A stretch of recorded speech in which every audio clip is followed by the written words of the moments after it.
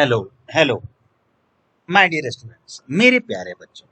आज देखिए ना, स्ट्रक्चर ऑफ एटम के पीछे हम भी हाथ धो के पड़ गए हैं और आपको भी सुनने में मजा आ रहा है। तो उस मजे को और मजे में लाने के लिए लाइक करना और सब्सक्राइब करना नहीं भूलेंगे और मजा आएगा। लीजिए मजा। ए, रुक जाइए, मजा लीजिए। देखिए, तुम यहाँ धरती पर लकीरें खींचते हो। तुम यहाँ धरती पर लकीरें खींचते हो, हम वहाँ अपने लिए नए आसमान ढूंढते हैं। तुम बनाते जाते हो पीढ़े पर पिंजरा, हम अपने पंखों में नई उड़ान ढूंढते हैं। समझ में आया?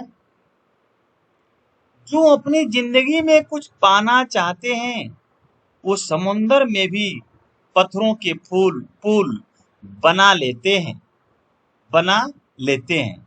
यही नहीं, रोक और मुस्कुराने का मजा ही कुछ और आता है। रोकर मुस्कुराने का मजा ही कुछ और आता है। जिंदगी में कुछ खोकर पाने का मजा ही कुछ और आता है। रोकर मुस्कुराने का मजा ही कुछ और आता है। जिंदगी में कुछ खोकर पाने का मजा ही कुछ और आता है। जिंदगी में हार और जीत तो लगी ही रहती है, लेकिन हार के जीतने का मजा ही कुछ और आता है। क्या बात है, वाह जी वाह। तो आइए, स्ट्रक्चर ऑफ एटम में ये जो क्वेश्चंस हैं, calculate the number of electrons which will together wave 1 gram, calculate the mass and charge of 1 mole of electron. इसका सॉल्यूशन आपके सामने हम दे रहे हैं। मास ऑफ 1 इलेक्ट्रॉन, ये वैल्यू याद रखना है, 9.1 इंटू 10⁻31 kg, ये वैल्यू है। तो देखिए, नंबर ऑफ इलेक्ट्रॉन, तो 9.1 into 10⁻31 kg equal to 1 electron, right. तो क्या हो जाएगा, इसलिए 1 इलेक्ट्रॉन बराबर कितना, तो वन में कितना, यहाँ कह रहा है ना 1 ग्राम में कितना, 1 ग्राम में कितना। तो ये हो गया इतना में 1, तो 1 में कितना, तो ये क्या हो जाएगा 1 अपॉन इतना -31 kg, राइट। तो ये कैलकुलेट करके आएगा 1.0 इंटू 10⁻27, ये आपका आंसर हो गया। तो 1 ग्राम में इतना केजी होता है, राइट। 1 ग्राम में इतना केजी होता है, तब इतना केजी को ग्राम में कन्वर्ट करने के लिए ये मल्टीप्लाई हो गया, काम खत्म। तो ये आंसर आ जाएगा आपका। मास ऑफ 1 इलेक्ट्रॉन, अब देखिए, calculate the mass and charge of 1 mole of electron. तो मास ऑफ 1 इलेक्ट्रॉन इतना होता है 9.1 इंटू 10⁻31 kg। अब इतना केजी दिया हुआ है, तो mass of 1 mole of electron, 1 mole of electron, तो मल्टीप्लाई कर दीजिए 6.02 10⁻23 इंटू इतना मास, राइट। तो ये आ जाएगा 5.48 10⁻7 kg, ये दोनों मल्टीप्लाई हो गया, तो ये वैल्यू आ गई। ये वैल्यू जब आ जाएगी तो हम क्या करेंगे, charge on 1 electron, charge on 1 electron, ये क्या हो जाएगा आपकी 1.6 इंटू 10⁻19 कूलम। इसका जो एक इलेक्ट्रॉन का चार्ज जो होता है कूलम में होता है, तो ये वैल्यू आपको याद रखना पड़ेगा। ये वैल्यू याद रखना, देखिए ये भी कांस्टेंट वैल्यू है, ये भी कांस्टेंट वैल्यू है, ये भी कांस्टेंट वैल्यू है, तो ये याद रखना पड़ेगा कि एक इलेक्ट्रॉन का चार्ज जो है कूलम में ये वैल्यू होती है।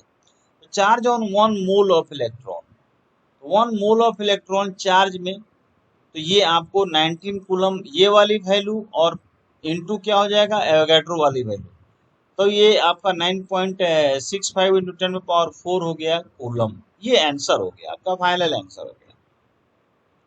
क्या हुआ, फाइनल आंसर हो गया। नेक्स्ट क्वेश्चन आइए, क्वेश्चन नंबर 2.1। तो इसको 2-3 बार प्रैक्टिस करेंगे तो दिमाग में आएगी, ऐसे नहीं एक बार में याद नहीं होता है। एक क्वेश्चन को 2 बार कीजिए, 3 बार कीजिए, 4 बार कीजिए, तब मजा आता है, तब मजा आता है, राइट। एक बार में मजा नहीं आएगा आपको। तो देखिए, हम लोग नेक्स्ट क्वेश्चन आते हैं, calculate the total number of electron present in 1 mole of methane. Next find the total number and total mass of neutron in 7 milligram of carbon 14। Neutron का मास इतना गिवन है ऑलरेडी। और तीसरा है find the total number and total mass of proton in 34 milligram of ammonia at STP. Will the answer change if the temperature and pressure are change. The number of electron present in 1 molecule of methane कितना होता है, ये value निकल गई carbon का और hydrogen का। तो हाइड्रोजन का एक होता है 4 इंटू 1, राइट, और कार्बन का 6 हो गया। आपका नंबर ऑफ इलेक्ट्रॉन कह रहा है इसलिए एटॉमिक नंबर 6 होता है, तो 6 इंटू 1, तो ये नंबर ऑफ इलेक्ट्रॉन 10 हो गया मीथेन। 6 और 4 10, ये 10 इलेक्ट्रॉन हो गया। तो number of electron present in 1 मोल, 1 मोल का मतलब हो गया 6.02 10 में पावर 23 इंटू 10, तो ये वैल्यू हो जाएगी आपको 10 से मल्टीप्लाई करेंगे तो ये वैल्यू आ जाएगी। Very simple. अब यहाँ देखिए number of atoms of C14। अब क्वेश्चन नंबर 2 का ए टोटल नंबर निकालना है। तो नंबर ऑफ एटम कार्बन 14 इन 1 मोल, तो इतना वैल्यू होता ही है, तो 1 एटम में कितना, राइट।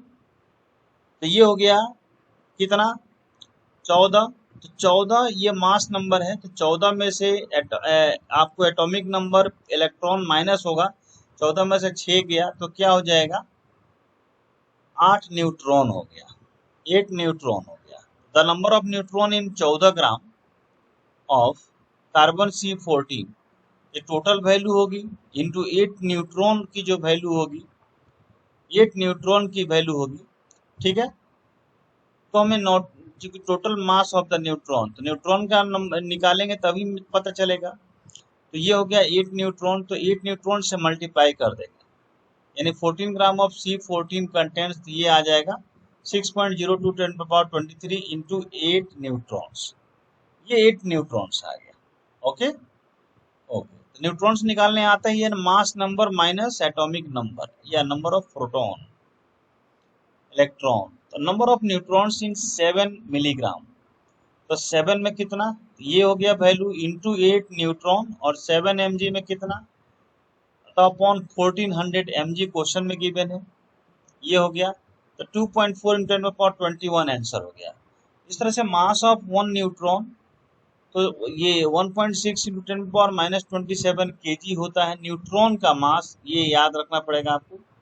तो mass of total neutron in 7 gram of C14, right. तो मास ऑफ टोटल न्यूट्रॉन कैसे निकलेगा, तो जो ये वैल्यू है, ये वैल्यू, राइट, और इनटू ये 2.4 × 10 to the power 21 जो ये निकला है नंबर ऑफ न्यूट्रॉन्स निकला है 7 mg में, ये वैल्यू, तो ये इंटू कर देंगे तो ये वैल्यू निकल गई मास ऑफ 1 न्यूट्रॉन।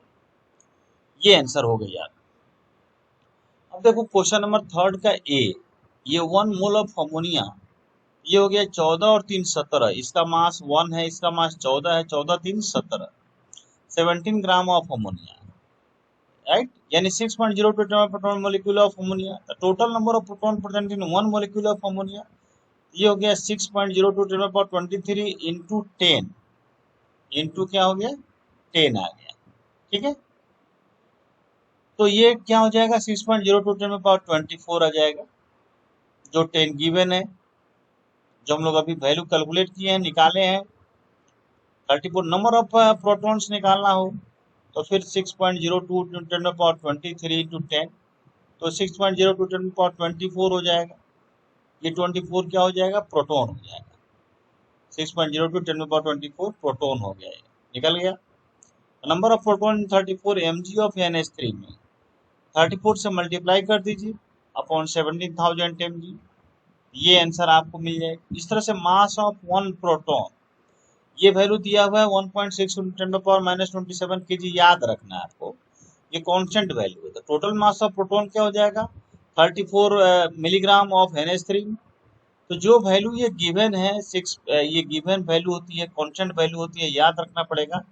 इसमें से मल्टीप्लाई कर दो कितना 1.2, जो नंबर ऑफ प्रोटॉन आया है, तो नंबर ऑफ प्रोटॉन 1.2 10 पावर 22 से मल्टीप्लाई कर दो, तो ये आंसर आ जाएगा 2.0176 10⁻⁵ kg।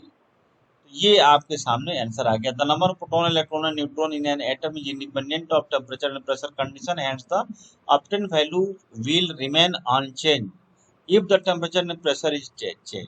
ये आंसर आ गया। ठीक है, तो चलिए आज इतना ही रहने देते हैं। दो क्वेश्चन कीजिए, ज्यादा नहीं, दो क्वेश्चन कीजिए और 2 बार 3 बार कीजिए। धीरे धीरे आपका लेवल बढ़ेगा और हमारे साथ जुड़े रहिए कंटिन्यू, बहुत मजा आएगा। क्वेश्चन कंटिन्यू आपके सामने आते रहेंगे, जुड़े रहिए तो मजे लेते रहिए और हम पढ़ते रहें। इस तरह से तैयारी हो जाएगी आपकी बेहतरीन तरीके से। राइट, ओके, चलिए तो आज की क्लास यहीं समाप्त करते हैं। Okay, bye bye to all, bye.